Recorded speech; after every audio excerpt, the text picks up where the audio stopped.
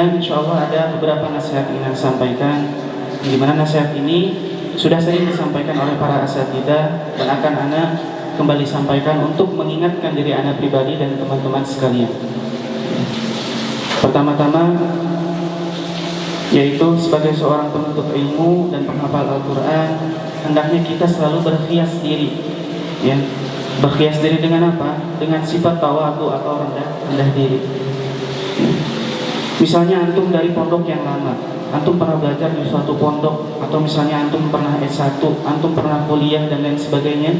Ketika antum duduk di suatu majelis bersama seorang guru, di mana guru tersebut menyampaikan suatu ilmu, yang dimana ilmu tersebut telah antum pelajari, telah antum kuasai, telah antum pada zaman dahulu, pada sebelum-sebelumnya antum dalami. Jangan sekali-kali antum menunjukkan sikap antum yang sombong. Rendahkan selalu diri kita di hadapan guru-guru kita. Mau dia lebih muda dari kita, ya, jauh umurnya dari kita, atau dia misalnya cuma lulusan Al-Basirah, dia belum berangkat belajar di mana dan lain sebagainya. Selama yang dia sampaikan adalah yang hak, maka kewajiban kita sebagai seorang penuntut ilmu, rendahkan diri kita di hadapan para guru kita. Jangan sombong. Dan ingat pesan Ana, jangan pernah sekali-kali antum menyakiti hati guru-guru antum. Wallahi antum tidak akan pernah berkah di dalam ilmu antum, ya. Jika antum ada sesuatu yang enggak serak, jika antum ada sesuatu yang tidak enak, jika antum ada sesuatu yang membuat hati antum sakit dari guru-guru antum, jangan pernah antum menampakkan di hadapan mereka. Jangan pernah sekali-kali antum memberikan kesakitan di hati mereka, ya, siapapun itu dari guru-guru kita. Mungkin antum melihat mereka biasa saja, tapi mungkin hatinya sedih, ya, miris. Masa seorang penghafal Al-Quran, terlebih lagi seorang murid, seorang santri, ya, tidak beradab atau mencakiti gurunya dan lain sebagainya, ya.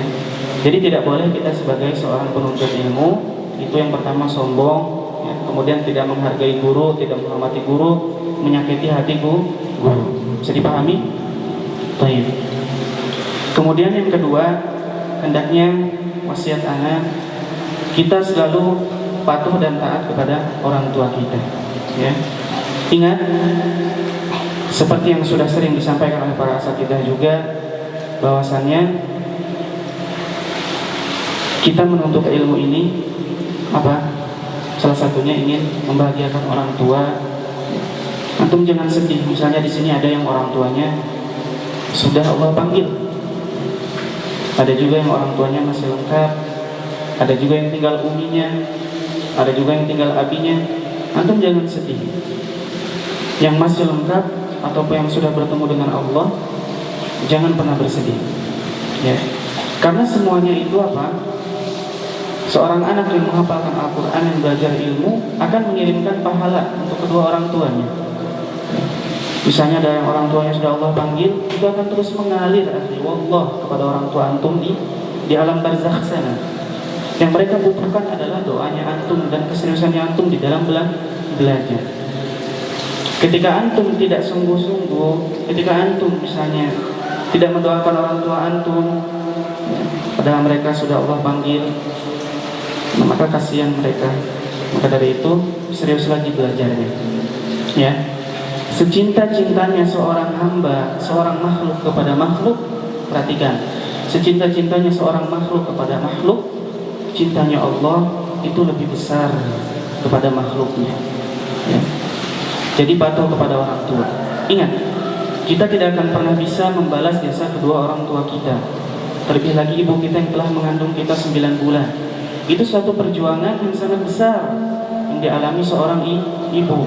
Seorang ibu tidak bisa tidur di malam hari, ya. Kemudian ketika antum masih kecil merengek di malam hari, bergadang dan lain sebagainya. Perjuangan yang sangat besar, yang sangat sulit. Itu pun Allah takkid lagi dalam Al-Quran ada, ya, bukan perkataan manusia, bahwasanya seorang ibu itu kelelahan, kesusahan, ya. Hamalat ummuhu kurha wa wada'athu kurha. Ketika mengandung itu kesulitan, dan ketika melahirkan pun kesulitan. Begitupun seorang ayah membanting tulang, bekerja keras untuk seorang anaknya. Ya. Tidak ada yang mereka pikirkan seorang ayah dan ibu. Ayah tidak pernah memikirkan rasa lelah, rasa capek dan lain sebagainya. Yang mereka inginkan apa? Anaknya bisa lebih baik dari mereka. Anaknya bisa menjadi aset yang berharga untuk akhirat mereka. Jadi jangan pernah antum berpikir kasihan orang tua, ya, mencari ini dan lain sebagainya. Lebih baik saya membantu mereka bekerja dan lain sebagainya. Ya, orang tua tidak menginginkan hal tersebut. Mereka lebih baik bercapek-capek di dunia, tetapi memetik hasilnya di akhirat kelak. Ingat, harus punya cita-cita untuk membahagiakan orang tua.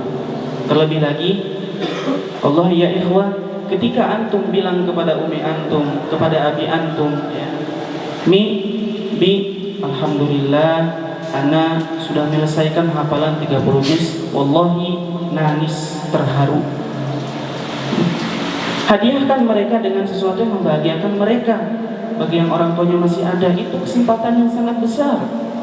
Bahagiakan mereka dengan cara apa? Antum serius menuntut ilmu, antum menyelesaikan hafalan Al-Quran, hafalannya mutqin dan lain sebagainya. Jangan hadiahkan kepada mereka kabar-kabar yang tidak mengenakan mereka. Ya, misalnya, Abu, ini anaknya melanggar ini anaknya mukhalif ini anaknya begini-begini. Jangan seperti itu terus. Harus ada perubahan. Ya, ingat yang masih ada orang tuanya, ini kesempatan antum untuk membahagiakan mereka sebelum terlambat.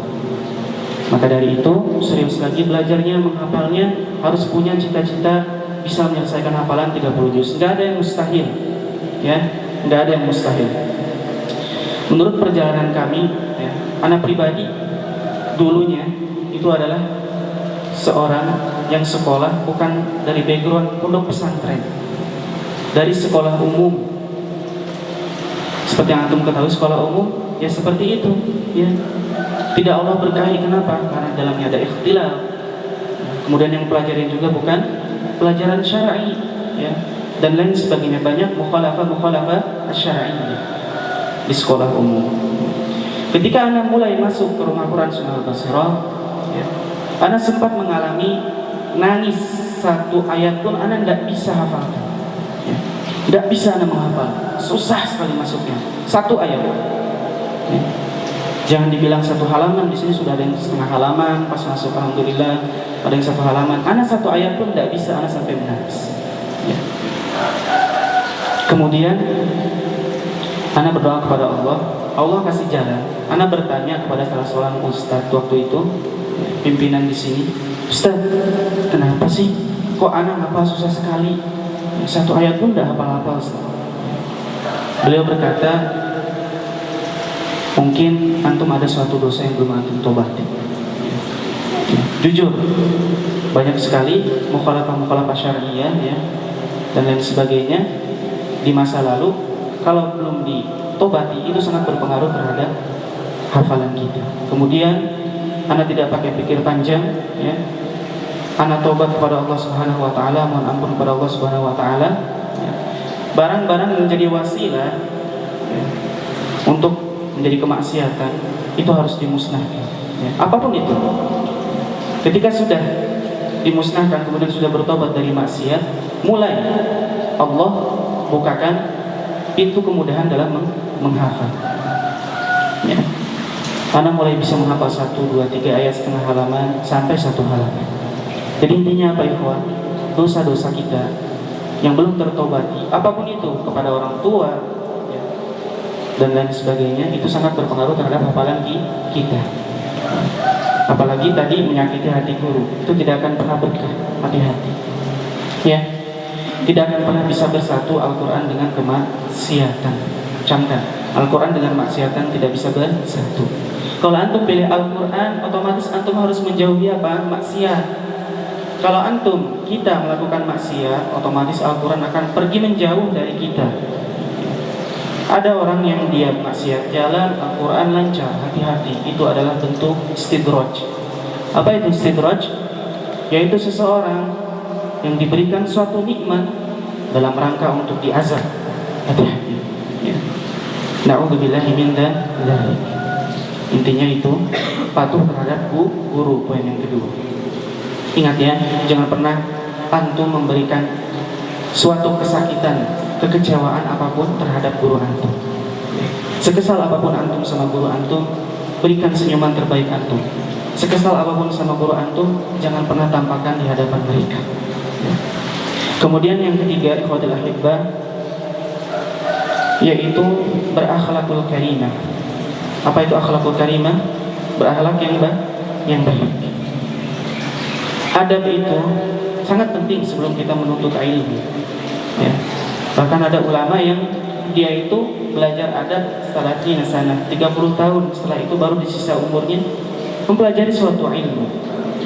Jadi adab itu penting. Kalau antum nanti bermuamalah dengan orang awam, mereka itu lebih menyukai orang-orang yang bukan alim tapi mereka beradab daripada orang yang alim dari pesantren, dari rumah Quran tapi biadab. Ya. Ketika pulang ke kampung nggak ada adabnya. Ketika pulang ke kampung seakan-akan dia paling benar. Ya. Jadi anak kasih tips dan trik.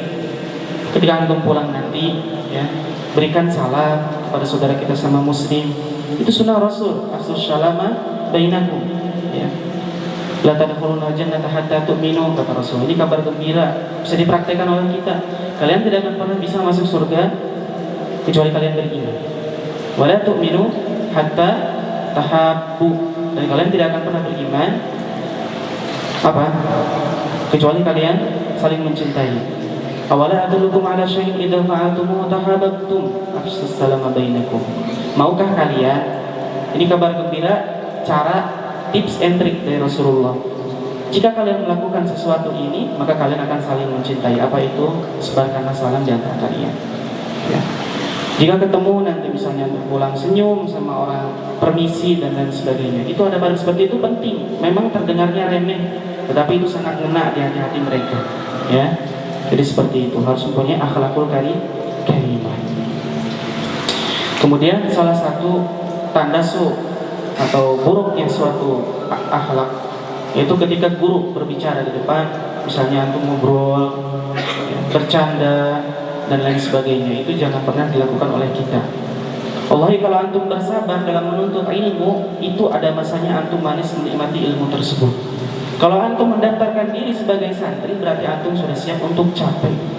Ya, sudah makan kita di sini nggak enak, tidur nggak nyaman, tidak senyaman di rumah. Ya, kemudian fasilitas juga tidak sebagus di rumah, seadanya dan lain sebagainya. Kemudian antum tidak sungguh-sungguh lagi. Maka ini sungguh disayangkan. Bisa dikatakan orang seperti orang apa? Orang yang bodoh. Kenapa? Karena tidak sungguh-sungguh, padahal keadaan sangatlah tidak nyaman di pondok pesantren. Ya. Kemudian yang selanjutnya, ikhwatul ahibbah, ana wasiatkan juga untuk diri anak pribadi dan kepada teman-teman sekalian, jangan pernah kita meninggalkan sholat. Hati-hati. Ya. Ana yakin insyaallah di sini kita pulang ataupun kemana pasti sholat insyaallah ya. Tapi ini hanya mengingatkan saja, jangan pernah kita meninggalkan sholat. Jika antum ingin melihat diri antum yang sebenarnya, lihat nanti di rumah. Ketika antum di RQ, antum sholat duha, sholat qiyamul lail, murojaah dan lain sebagainya, lihat antum nanti di rumah. Itu diri antum yang sebenarnya. Apakah antum masih istiqomah dengan amal saleh antum? Apakah antum masih murojaah Quran antum seperti di pondok? Apakah antum masih sholat berjamaah seperti di pondok? Apakah antum sholat rawatibnya terjaga seperti di pondok? 12 rakaat lengkap, saum, Senin, Kamis, Ayamul Bid dan lain sebagainya. Ketika di rumah malah lebih banyak main HP dan lain sebagainya. Seperti itu ya. Kalau antum ingin lihat antum yang sebenarnya, lihat nanti ketika liburan. Yang jadi ana wasiatkan, tetap istiqomah dalam amal soleh. Kemudian yang selanjutnya, menjaga amal lisan. Ya. Kita tidak pernah meninggalkan Al-Quran. Ingat, mungkin nanti setelah antum hatam 30 juz hafalannya, ana wasiatkan kepada diri anak pribadi dan kepada antum semua, memang menghafal Al-Quran itu satu kali, tetapi tanggung jawab untuk menjaganya itu seumur hidup, selamanya sampai kita mati. Menyelesaikan hafalan Al-Quran setoran khatam 30 juz kemudian kita tinggalkan, alhamdulillah. Harus istiqomah ya. Bahkan nasihat para asatidzah di sini ya, mungkin kita banyak sekali kekurangan, belum bisa melakukan dan lain sebagainya, tapi kita berdoa kepada Allah Subhanahu wa taala, mudah-mudahan Allah berikan kemudahan. Jangan sampai berlalu satu pekan kita belum memurojaah semua hafalan kita. Jika kita tidak bisa, maka pertanyakan lagi pada diri kita ya. Sungguhan kita, niat kita diperbaiki lagi. Kemudian selalu berdoa, ikhwatul ahibba ya. Jangan lupa doa. Seorang hamba yang dia itu malas berdoa atau suka kelupaan doa ya, saking sibuknya mikirin hal yang lain, maka itu dikatakan sebagai seorang hamba yang sombong ya. Berdoa kepada Allah kita tuh tidak ada apa-apanya di hadapan Allah Azza wa Jalla. Kalau tanpa pertolongan Allah kita tidak bisa menghafal Al-Quran tuh setengah halaman, 1 halaman, 2 halaman, 3 halaman, 4 halaman. Kalau tanpa izin Allah, tanpa pertolongan Allah, kita tidak akan pernah bisa menghafal hadis, menghafal mufradat, membaca Al-Quran dengan tajwidnya dan lain sebagainya. Allah berikan paham kepada kita ya, dan lain sebagainya, itu semua pertolongan Allah murni ya. Jadi selain kita belajar, kita harus terus berdoa kepada Allah Subhanahu wa taala ya. Dan sebagai seorang muslim, kita itu harus mendoakan saudara-saudara kita, terlebih lagi orang-orang yang sudah banyak berjasa kepada kita ya. Terutama yang punya pondok ini, itu sangat besar jasanya bagi kita ya, memfasilitasi kita ya. Pak Wildan hafizahullah taala, doakan beliau dalam sujud antum, dalam doa-doa mustajab, para asatidzah, Abu Ayyub, Abu Abdurrahman dan semuanya, doakan mereka ya. Kemudian teman-teman kita yang sedang sakit, teman-teman kita semuanya doakan. Wallahi kalau antum mendoakan kebaikan kepada saudara antum, itu tidak akan pernah rugi ya. Karena malaikat akan mengaminkan dan akan bilang seperti ini, walaka mithluh, dan bagimu yang semisal. Jadi doakan mereka ya. Ingat, jangan pernah putus mendoakan saudara-saudara kita. Ana juga mohon sekali kepada antum untuk selalu ya, dan terus-menerus kita saling mendoakan, insyaallah. Ya, siap saling mendoakan? Insyaallah setengah tidur. Baik. Kemudian berzikir kepada Allah Subhanahu wa taala. Ada kejadian beberapa pekan yang lalu itu di Balikpapan, di mana motor dan mobil itu sedang lampu merah ya. Mungkin jaraknya ada dari mimbar ini sampai tiang yang dekat kamera di situ ya. Sedang lampu merah. Kemudian tiba-tiba qadarullah wa masya'a fa'ala, ada tronton dari belakang yang remnya itu blong. Kemudian tertabraklah mereka semua dan mati seketika ya. Orang-orang yang tertabrak tersebut, mereka tidak tahu bahwasanya mereka itu akan mati pada waktu itu. Mereka mengira bahwasanya mereka itu besok masih hidup ya. Maka dari itu selalu berzikir kepada Allah Subhanahu wa taala dimanapun ya. Ini wasiat untuk anak pribadi dan antum semua. Misalnya antum sedang safar ya, atau antum ada waktu kosong, gunakan untuk zikir, jangan melamun ya. Karena dengan zikrullah apa? Itu merupakan suatu amal ibadah yang besar di sisi Allah Azza wa Jalla ya. Kemudian ada 2 kalimat yang diucapkan itu sangat ringan tetapi sangat berat di mizan, apa itu? Subhanallah wa bihamdi, subhanallahil azim ya. Kemudian wasiat dari ana, selalu berzikir pada Allah Subhanahu wa taala. Kemudian seorang penuntut ilmu juga harus memiliki akidah yang kuat. Banyak sekali syubhat-syubhat di luar sana ya, yang mereka mengaku ahlus sunnah wal jamaah tapi berjauhan dengan apa yang diajarkan oleh Rasulullah. Tugas kita sebagai penuntut ilmu ya, kita harus bisa membentengi diri kita ya, dengan akidah yang kuat. Mana yang harus kita ambil dari suatu guru, mana yang harus kita tinggalkan. Itu tugas antum sekarang di Al-Basirah. Yang dimana kita harus bersungguh-sungguh dalam belajar, terutama masalah akidah, agar nanti ketika antum keluar, antum tidak terbawa oleh arus. Antum sudah punya pemahaman yang antum yakini, yang dimana akidah antum kuat. Antum tidak akan bisa terbawa ke sana, terbawa ke sini ya. Itu tugas antum sekarang menuntut ilmu di Al-Basirah. Kemudian yang terakhir, ikhwatul ahibba ya, memiliki keinginan yang kuat agar bermanfaat bagi orang lain. Allah ya ikhwan, kalau antum total menolong agama Allah, Allah pun akan total menolong kita. Selama ada suatu hal yang itu tuh dapat mendatangkan kemanfaatan bagi pondok kita, bagi agama Allah, ya, bagi saudara-saudara kita, bagi guru-guru kita, istilahnya berkhidmat, ya, untuk agama Allah, jangan pernah antum hitung-hitungan, jangan pernah kita malas-malasan, jangan pernah kita mengeluh, ya. Wallahi, jika kita menolong agama Allah, maka Allah juga akan menolong kita. Misalnya ada suatu pekerjaan yang dimana antum dimintakan untuk mengerjakan pekerjaan tersebut. Selama hal itu tidak menentang agama, ya, hal yang baik, maka antum lakukan. Ketika antum misalnya disuruh oleh para asatidzah, ya, dalam membantu mereka dan lain sebagainya, bantu mereka. Ketika ada teman yang kesusahan, bantu mereka. Ya. Ketika ada teman yang misalnya sakit, ya, kita tanyakan sudah makan belum dan lain sebagainya. Kepekaan itu perlu, ikhwan. Ya, Allah ya ikhwan, kalau misalnya antum baik sama orang, ya, kemudian antum total dalam menolong orang, ya, kemudian antum maksimal dalam menolong orang, ikhlas jujur sama Allah, semata-mata antum menolong seorang itu untuk Allah Azza wa Jalla, untuk agama Allah, antum tidak hitung-hitungan, insya Allah ketika antum pada suatu saat, ya, membutuhkan sesuatu pertolongan, itu pertolongan tersebut akan datang bertubi-tubi kepada antum. Pegang kata-kata ini.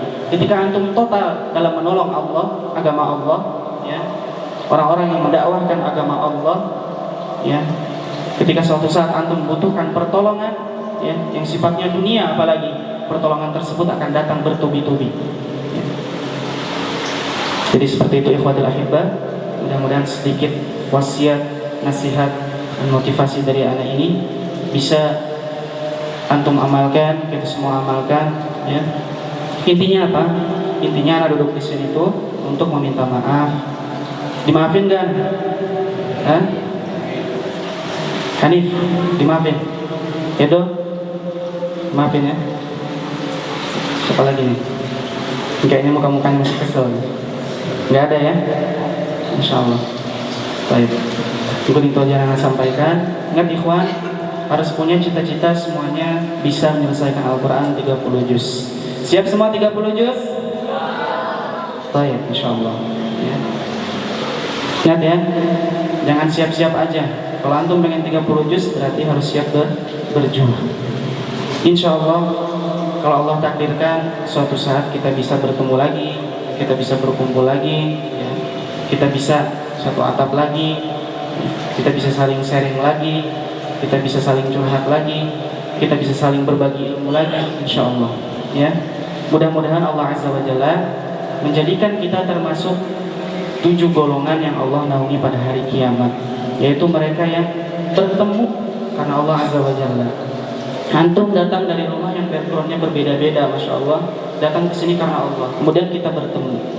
Kemudian akan ada masanya kita berpisah juga itu karena Allah, melanjutkan belajar dan lain sebagainya. Ya, kita mohon kepada Allah Subhanahu wa taala, mudah-mudahan Allah menakdirkan kita suatu saat bisa berkumpul kembali. Allahumma amin ya rabbal alamin. Ya. Barakallahu fikum. Kemudian nasihat terakhir, antum harus punya cita-cita atau keinginan menuntut ilmu, ya, mendalami ilmu sedalam-dalamnya, walaupun antum harus pergi ke negeri orang, harus punya cita-cita seperti itu, ya. Ingat ikhwan, berdasarkan pengalaman anak sedikit lagi, jangan pernah memikirkan masalah dunia kalau yang kita kejar adalah akhirat, ya. Yang penting kita jujur sama Allah, niat kita ikhlas karena Allah, kita benar-benar pengen mencari ridhonya Allah. Insya Allah yang namanya dunia, ya, jangan pernah antum pikirkan. Saya kan keluarga nggak mampu, dari mana saya misalnya bisa punya ongkos untuk melanjutkan ke Madinah, untuk melanjutkan ke Yaman, ya, untuk melanjutkan ke Taif misalnya dan lain sebagainya. Itu jangan pernah antum pikirkan, ya. Idza sadaqal azmu yahdis sabil. Jika keinginan azam antum kuat, maka akan Allah datangkan jalan. Itu benar teralami oleh anak pribadi, ya. Jadi di sini semangat menghafal Al-Qur'annya, menuntut ilmunya selama di Al-Basirah, ya. Jika punya keinginan untuk melanjutkan misalnya belajar kemana atau misalnya ke luar negeri, Jangan pernah takut masalah dunia. Insya Allah Allah akan bantu. Ya, bisa dipahami ikhwah? Ya. Siapa di sini yang mau melanjutkan belajarnya ke luar negeri? Yang ada cita-cita, ada keinginan, angkat tangan. Baru keinginan saja, keinginan. 1, 2, 3, angkat tangan. Keteknya kelihatan. Angkat tangan. Masya Allah. Ya, ya Allah, saksikanlah hamba-hambamu ini yang mereka mengangkat tangan pada pagi hari ini. Engkau catat ya Allah, Engkau takdirkan ya Allah, Engkau mudahkan ya Allah dalam menggapai cita-cita mereka di dalam mendalami ilmu agamamu ya Allah. Cita-cita mereka untuk melanjutkan menuntut ilmu ke luar negeri ya Allah, mudahkanlah ya Allah. Allahumma amin ya rabbal alamin. Ya. Mudah-mudahan Allah mudahkan ya, bisa semuanya berangkat, baik itu ke Madinah ataupun kemanapun itu. Ya ingat tadi yang seperti Anda sampaikan, harus punya keyakinan akidah yang kuat dulu sebelum kita kemana-mana. Anda tidak mengatakan anak kuat dan lain sebagainya ya, tapi sambil belajar. Jadi sebelum kita pergi, kita harus yakin dulu kita tidak akan terbawa arus, atau kita sudah bisa memilih dan memilah. Baik, bisa dipahami ikhwatul ahibbah. Barakallahu fikum wa assalamualaikum ilaikum. Ana mohon maaf mengambil waktunya, mengambil waktu tidurnya, insyaallah ya. Mudah-mudahan bisa diambil manfaatnya. Ya. Barakallahu fikum wa assalamualaikum ilaikum. Baik. Jadi sebelum Ana tutup akan ada kuis dari Ana. Ya, akan ada kuis, insyaallah ada 4 pertanyaan. Dan semuanya ada hadiah.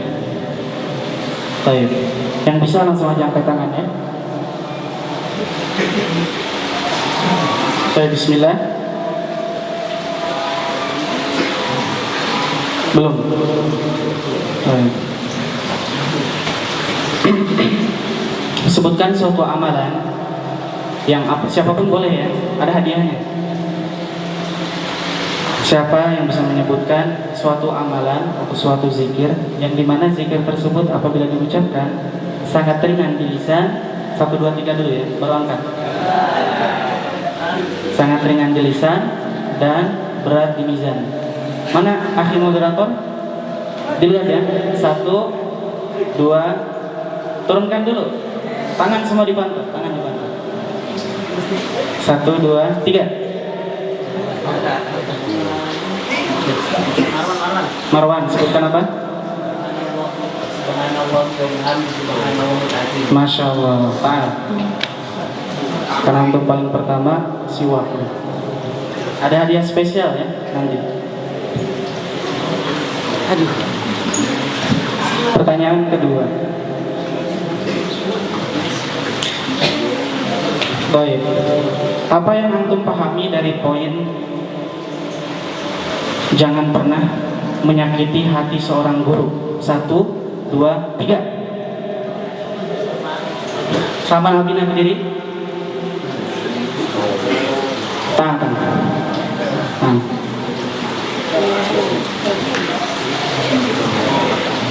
Apa yang antum pahami dari poin jangan pernah kita sebagai seorang penuntut ilmu menyakiti hati seorang guru?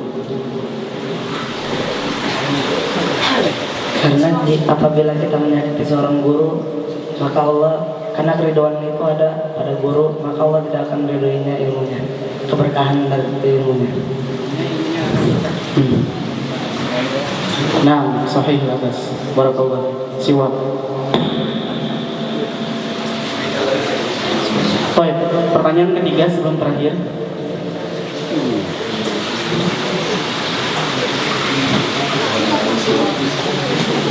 Baik, apa yang antum pahami dari poin seorang penuntut ilmu itu harus memiliki akidah yang kuat?